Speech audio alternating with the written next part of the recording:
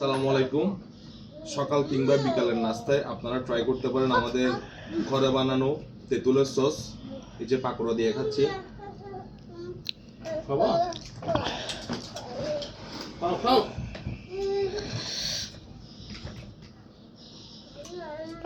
অনেক টেস্ট। আমার সাথে জলপাই আচারও আছে। আমি কিন্তু 3 বেলায় এখন আচার খাচ্ছি। আচারগুলো খেতে আসলে অনেক মজা। তুমি খাবা? আসো বাবা, বাসা আসো।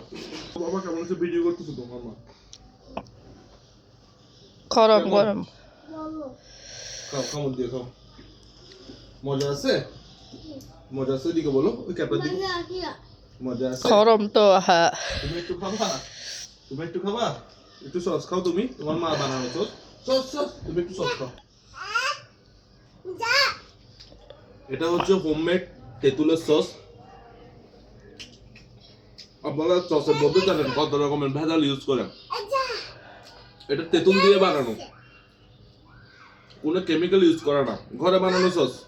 যারা সস পছন্দ করেন তাদের জন্য হোমমেড তেঁতুলের সস।